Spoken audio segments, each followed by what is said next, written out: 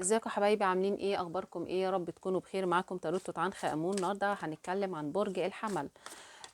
قراءة برج الحمل الفترة من 9 الى 14 يناير 2022. هنشوف وضعك ايه يا برج الحمل الفترة دي، طبعا مهنيا وعاطفيا وكمان صحيا الوضع معاك ايه. لو لسه بتسمعني لأول مرة يا ريت تشترك في القناة وتفعل الجرس ليوصلك كل جديد، ويلا بينا يا برج الحمل. بسم الله الرحمن الرحيم. برج الحمل، الوضع طبعا العملي ثم الصحي ثم العاطفي. هنشوف وضعك ايه. طبعا القراءة النهارده مش قراءة عشريات، عشان خاطر دي قراءة العامة اللي انتوا بتطلبوها دايما. النهارده هتبقى قراءة عامة لبرج الحمل. بسم الله الرحمن الرحيم. برج الحمل، الطاقة العامة عندك جايلك الثري اوف سورد، معناه ان في عندك وضع صعب جدا، بمعنى ان ممكن تكون عندك مشكلة ولكن انت مش قادر ان انت تعرضها لحد، لان الوضع العام بالفعل في مشكلة اكبر. يعني مثلا ممكن تكون في مكان في شركة، ولكن انت عندك بالفعل مشكلة، عندك شيء مضايقك، اوكي. ولكن الوضع العام اللي في الشركة أو في المكان اللي أنت فيه في مشكلة أخرى، يعني هو بالفعل معرضين لمشكلة، أو في وقت ما ينفعش إن أنت تتكلم فيه عن مشكلتك، تمام. أنت بتعاني أو بتواجه صعوبة ما بالفعل موجود، ولكن كحل للصعوبة أو حل للمشكلة اللي أنت فيها مش موجود الآن. ففي وضع بالفعل الصعب أنت بتعاني منه ومش قادر تتكلم كمان عنه. السيفن اوف كابس معناه ان ممكن يكون عندك بعض المسؤوليات قوية جدا، بعض العراقيل، او انا شايفاها هي بعض، بنقول عليها مشاكل كتير انت مش عارف تبتدي منين، يعني او مش عارف تقول ايه. يعني انسان بالفعل محتار جدا، وضعه صعب مخليه مش وضعك اللي انت فيه حاليا مش مخليك عارف تعمل ايه. يعني بالفعل في معاناة ومش عارف ابدأ منين او انفذ ايه الاول او اقول ايه. في شيء بالفعل انت بتتعرض له بيكون صعب حواليك، زي ما قلت لك الدائرة اللي انت فيها هي اصلا فيها مشاكل، فانت مش عارف تحط مشكلتك او تعرض مشكلتك. ممكن يكون للبعض منكم بعض الديون والاعباء عليك مش عارف ان انت ازاي تسدها. الناين اوف بنتكل بالفعل حاسس ان انت في شيء منتظره، والشيء ده هو اكيد بيعود لاموال. شايفه مشكلتك ماليه اكتر ما هي عمليه، بتواجه مشكله ماليه يا برج الحمل. واضح كده داخله عليك السنه يعني برجلها الشمال. برج الحمل، بالنسبه للوضع اللي قدامي انا شايفه الكوين اوف بنتكل، معناه ان في اموال بالفعل مجمده بالنسبه لك. يعني انت شايل اموال ما تقدرش ان انت حاليا تصرفها، مش قادر ان انت تخرجها، زي ما يكون عائد او شهاده بالفعل عندك ولكن انت مش عارف تفكها، في وديعه مش قادر ان انت تفكها، تمام. هي فلوس مجمده صعب ان انت تفكها الان، او هو حاليا وضع مالي صعب يا بتتعرض له الشركه او المكان اللي انت فيه، او انت معرض لوضع او ازمه ماليه بالفعل، تمام. ممكن تكون تمتلك الاموال ولكن مش عارف ان انت تتحصل عليها. ممكن تكون عندك اموال بالخارج عند اشخاص ولكن مش عارف تتحصل عليها. عندك اموال في البنك زي ما قلت لك مش عارف تفتحها، مش قادر. ميراث مش قادر ان انت تتحصل عليه، في مشاكل كتير عليه ومش عارف ان انت ترضي جميع الاطراف علشان خاطر تعرف في اشياء عقبات كتير بتواجهك في الوضع المالي، تمام. الهيرفنت هنا بيقول ان بالفعل في مشكله قضائيه للبعض منكم، ممكن تكون مشكله قضائيه، مشكله ميراث، مشكله في المكان اللي انت فيه، الشركه او المصلحه اللي انت فيها. بالفعل في مشكله كبيره في المكان اللي انت فيه، هو ده اللي معرقل لك موضوع الوضع المادي بتاعك، مخليك في ازمه ماليه. ممكن زي ما قلت لك بعض الاموال مش عارف تتحصل عليها، بعض الديون، في اشياء كتير بتخص المال. هنا الديفل معناه ان اموال مهدره، يعني انت بالفعل للاسف كمان بتصرف اموال كتير انت مش عارف هترجع ازاي او ان انت هتكسب الشيء ده او لا. يعني ايه؟ مثلا انا دلوقتي مش عارف املك ميراثي، او انا مش عارف انسانه مش عارفه اخد مستحقاتي حتى لو من عمل ما انا سبته او تركته، او محتاج ان انا بالفعل اتحصل على اتحصل على مستحقاتي. مش عارفه انا دلوقتي مثلا جبت محامي وخليت المحامي ده يترافع عني، انا عمال اصرف في ماديات، عمال اصرف في ورق يمين وشمال ومش عارف في الاخر انا هرسى على ايه. هل فعلا مستحقاتي هترجع لي؟ هل انا فعلا هعرف امسك الاموال دي ولا لا؟ ده انسان بالفعل هو بيصرف اموال كتير ولكن مش عارف هي اللي هي هتعود عليه بفايده هترجع له. طب هو اللي بيعمله ده ماشي فيه صح ولا لا؟ انسان بالفعل محتار جدا، في دوشه جدا حواليك يا برج الحمل، وشايفاك مش عارف انت رايح فين. شايفه التزامات كتير، شايفه شوشره كتير حواليك يا برج الحمل، شوشره كتير او وضع سام انت فيه، زي ما يكون في بالفعل مشكله قويه جدا. انت مش انت لوحدك، الواضح ان الشركه كلها بتتعرض لها، زي ما قلت لك انت في مشكله اكبر.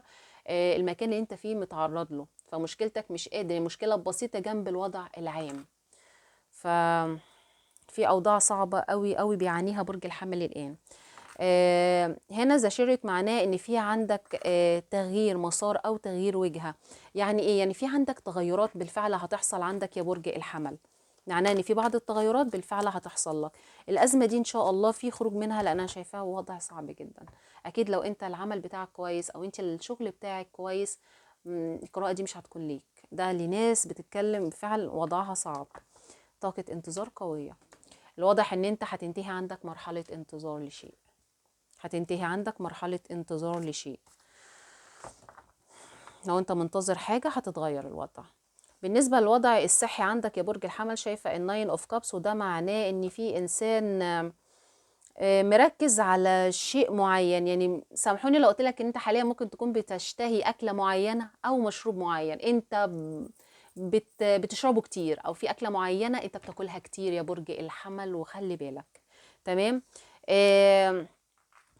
شايفاك ان انت الفايف اوف سورد معناه ان انت بتحاول ان انت تسيطر على شيء، بتحاول ان انت تعدي من وضع او من ازمه معينه او من مرض معين، بتحاول ان انت تتفاداه، بتحاول ان انت تتفادى ان انت تقع في ازمه صحيه او وضع صحي بالفعل ممكن يكون صعب. فانا شايفاك بتحاول او عايز تتفادى الوضع ده. زي موضوع مثلا كورونا، الوقايه خير من العلاج.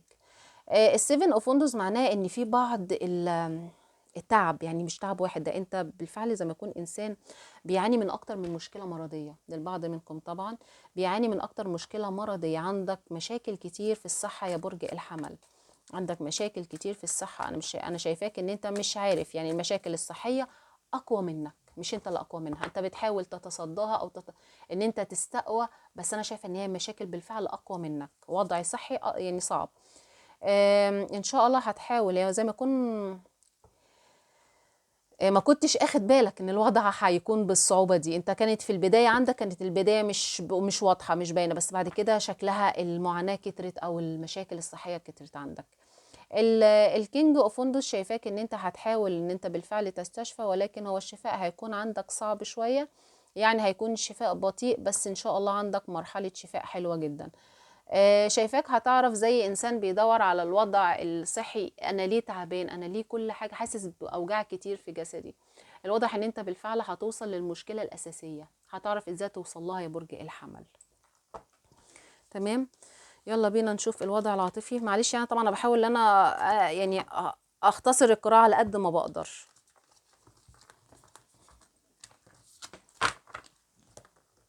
برج، نشوف القراءة العاطفية. طبعا القراءة العاطفية بتقبل تكون عكسية، والقراءة العاطفية دي قراءة عامة وليست قراءة خاصة. اللي حابب قراءة خاصة يتواصل مع الأدمن، هتلاقوا رقمه في صندوق الوصف، وطبعا هاخدها.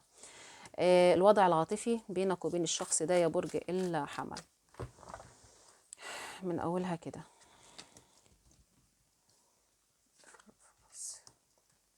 لا، ده الواضح ان هو مش واخد باله منك تقريبا حاليا، يعني الوضع الحالي انا شايفاه مش اخد باله منك. برج الحمل حاليا شايفه الفور اوف كابس، معناه ان في عرض بالفعل بتتلقاه او في كلام ممكن تكون انت عايز تكلم الشخص ده، او عايز تعاود في شيء، انت عايز تعاود او عايز تعرض عليه شيء، بس انت عارف ان الشخص ده مش هيكون قابل. يعني ايه؟ الانسان ده حاليا مديلك ظهره، الانسان ده مش قابل اي كلام منك. زي ما قلت القراءة بتقبل تكون عكسية، يعني ممكن يكون هو اللي بيتودد إليك، ولكن أنت اللي رافض الموضوع أو رافض أي نقاش أو أي محاولات منه. أنت مش عامل له بلوك، ولكن أنت مش عايز تتكلم. تمام. فشايفه الثري اوف فندس كمان انسان حاليا بيحاول على قد ما يقدر ان هو ما يركزش في العاطفه، مش عايز يركز في العاطفه. العاطفه ممكن تكون بتضايقك زي ما انا شايفه كده، ان اي شيء قاله الشخص ده، او خلينا نقولها للشخص الاخر، ان هو حاليا بيحاول يركز على شغله، مش عايز يفكر في العاطفه. زي ما نقوله بيتجاهل العاطفة، بيحاول ان هو يتجاهل الوضع العاطفي او الازمة العاطفية او المشكلة العاطفية اللي هو فيها. طب مركز على ايه؟ مركز على وضعه العملي المادي، شيء من هذا القبيل، بس هو مش عايز يركز في العاطفة الآن. التن اوف سورد معناه ان هي الشخص ده حاليا تعبان جدا ومرهق جدا من العلاقة العاطفية، الواضح ان في مشاكل كتير والانسان ده مستسلم، يعني انسان محبط، مش مدي امل ان العلاقه بينك وبينه تكون في احسن او في وضع احسن. الانسان ده لا، بيعاني من مشاكل كتير، او ممكن تكون انت اللي بالفعل المستنزفه طاقتك يا برج الحمل، بتعاني من اكتر من مشكله، فالوضع العاطفي عندك من ضمن المشاكل، بقيت خلاص مستسلم، حاسس ان الوضع عندك مش هيكون احسن. دي بتبقى طاقه بنسميها اكتئاب، انسان محبط، يعني مستسلم لطاقه سلبيه. الايت اوف ويندوز معناه ان في عندك تغيرات. على فكرة التغيرات دي عكس الأزمة اللي انت فيها أو عكس الوضع الصعب، الواضح ان انت بالفعل جبت العشر سيوف. ليه بقول الإيت؟ لأن الأسهم جاية ناحية العشر سيوف، معنى كده ان في تغيرات هتغير وضعك الصعب أو وضع الشخص ده الصعب. الشخص ده بالفعل لو عنده معاناة أو وضع صعب حاليا بيمر بيه، فأنا شايفة ان في تغيرات بالفعل هتدخل أو رسائل انت عايز بالفعل. انا شايفه ان العرض ممكن لو رفضه الشخص ده منك حاول مره تانية، والشخص ده لو بعت لك رساله وانت رفضتها او مش عايز بالفعل ان انت تتكلم معاه او يكون في تواصل بينك وبينه، انا شايفه ان هو هيعاود التواصل مره اخرى. شايفه ان في ان شاء الله اخبار حلوه جايه لك يا برج الحمل، او انت بالفعل بتفكر في تواصل مع الشخص ده. البيج اوف بنتكل معناه ان بالفعل الشخص ده عنده احلام كتير ولكن امكانياته هي اللي وحشه. يعني الانسان ده بيفكر فيا، بيحبك، بيكن لك مشاعر وده باينه جدا، ولكن الشخص ده امكانياته صعبه، امكانياته هي اللي صعبه. وضعكم فعلا انت والشخص ده صعب يا برج الحمل، انا بعتذر طبعا بس هو وضعكم فعلا صعب جدا.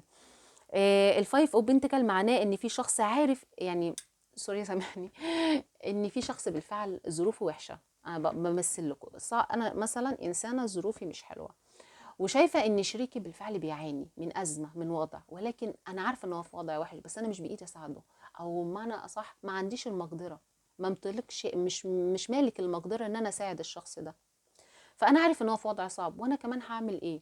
فهو بيبقى بيمثل ان هو وضع بروده، وضع برود او جفاء، بيشوف ان حتى لو انت مش بامكانك تساعده بس هو بيبقى حالم او متمني ان انت تقدر تساعده. فاهمين قصدي؟ حتى لو انت مش بامكانك، دي حاجه غصب عنك، بس هي بتبقى علاقه يعني بنسميها وبيبقى غصب عن الشخص، بس احنا بنبقى حالمين او متوقعين ان الشخص اللي معانا هيساعدنا او هيقدر او هيوصل للقمر، هيعرف ازاي يجيب حته من القمر، بيبقى دايما توقعاتنا ما شاء الله يعني رايحه خالص. انا شايفه ان الوضع حاليا ما بينكم انتوا الاتنين هو وضع صعب جدا، مش وضع حلو، ممكن يكون في فراق ما بينكم، في مسافات، في بلاد، هي في عقبات كتيره بينك وبين الشخص ده، المشاكل والعقبات اللي بينك وبينه مأثره على وضعكم العاطفي. الشخص ده لو مشكله او مشكلتين مع الوضع العاطفي، ان العلاقه العاطفيه برضو مش جايه قدام او ما فيش الوضع ما بينك وبينه ما بيتحسنش مع المشاكل بالفعل اللي هو بيعاني منها، الدنيا سودة قدامه، هو بيبقى شايفها كده، مش انت لوحدك، هو بيحاول ان هو يلهي نفسه في وضع عملي هو فيه، ولكن ده مش بيغني، بالعكس ده الشغل مش نافع والبيت مش شافع، فالحياة بقت سودة قدامي، هو بالفعل الشخص ده بيعاني. نشوف رسالة العشريات، العشرية الأولى والعشرية الثانية والعشرية الثالثة. الواضح ان في شخص بالفعل مستني منك مستني منك شيء، مستني منك ان انت تكون معاه او ان انت تساعده. برج الحمل العشرية الأولى بيقولك تستحق الحب، أنت محبوب وتستحق الحب، بالفعل شخص بيكن لك مشاعر قوية جدا. بالنسبة للعشرية التانية جايلك علاقة حب في حياة سابقة تم التعارف من قبل، معنى كده أن علاقتك بالشخص ده بالفعل موجودة. الرسالة الثالثة والعشرية الثالثة جايلك بيقولك بادر بالمجهود أولا، استدل على الخطوات الصحيحة من قلبك لأن الحب أكبر من كل شيء. الواضح أن في شيء بالفعل محتاجك أن أنت تكون فيه أو أن أنت تعمل شيء. برج الحمل نشوف رسالة الملائكة ليك بتقولك مرونة أو تسوية، مرونة أو تسوية، الواضح محتاج منك ان انت بالفعل برضو تتدخل. رسالة الملائكة بالنسبة للعشرية التانية بيقولك التعافي، انت محتاج ان انت ممكن تكون محتاج ان انت تنسى علاقة قديمة او ان انت تنسى مشكلة حصلت بالفعل بينك وبين الشخص ده، محتاج ان انت تتشافى من وضع او من شيء انت محتاج ان انت تتركه او تنساه. بالنسبة للعشرية التالتة جايلك بيقولك الناس مفيدة، معنى كده ان الاشخاص ممكن ان انت تستعين باشخاص، ممكن بالفعل تستعين باشخاص يا برج الحمل، تستعين بشخص او حاجة يقدر ان هو يساعدك في وضعك ده، يقدر ان هو يساعدك في وضعك، او يساعدك ان انت تعرف تساعد الشخص ده. يعني ممكن تستعين باشخاص او انت عندك معارف بالفعل تقدر ان هي تساعدك، انت بتمتلك المقدرة اكتر، عشان كده بقول لك بادر انت بالمجهود لان انت اللي عندك القوة. رسالة العشرية الأولى جايلك رقم 35، بتقولك أشكرك على وجودك بجانبي عندما كنت في أشد الحاجة إليك. يعني أنت وقفت جنب الشخص ده بالفعل، في ناس منكم صحاب العشرية الأولى وقفوا جنب الشخص ده. العشرية التانية بيقولك جايلك رقم 27 وبتقولك صوت ضحكتك يخدرني. بوطوا صوت الضحك يا جماعة عشان هي شكلها بتعمل عمايل مش كويسة. العشرية التالتة جايلك رقم 38 وبتقولك لا أستطيع الانتظار حتى أراك مجددا، يعني مرة تانية. الشخص ده فعلا مستنيك على نار لدرجة انه مش قادر الانتظار، وهنا بيقولك بادر بمجهود اولا، في شيء مستني منك بالفعل يا برج الحمل. الشخص ده بالفعل مستني شيء منك. طبعا دي ممكن تكون اعمار، اكيد 27 38 35، فدي احتمال كبير تكون اعماركم. ناخد رسالة اخيرة نشوف ايه الشيء اللي انت محتاجه يا برج الحمل الان. ايه الشيء اللي انت محتاجه؟ ده كارت الواضح ان انت محتاج ان انت تركز على شيء داخلي عندك. بريمال معناه ان في البدائي، يعني محتاج، مش محتاج تكنولوجيا، علاقتك مش محتاجة تكنولوجيا، مش محتاجة وسائل حديثة. في شيء عندك محتاج ان هو زي غريزة، زي غريزة الام، حاجة محتاجة تحسها انت يا برج الحمل. ده في شيء محتاجك انت، محتاج ترجع يكون عندك تواصل عميق في الداخل، حاجة بينك وبين نفسك. اتبع حدث في شيء عايزه اقول لك زي ايه، يعني افهمها لكم ازاي.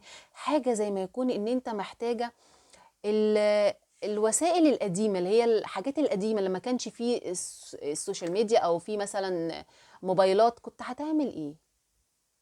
في حاجه محتاج فيها ان انت تتبع غريزه عندك، تتبع حدث عندك بدون اي وسائل حديثه، هتوصل لحل. برج الحمل، بتمنى يا رب تكون القراءة عجبتكم، وما تنسوش اللايك، وإلى اللقاء في قراءة قادمة. باي باي.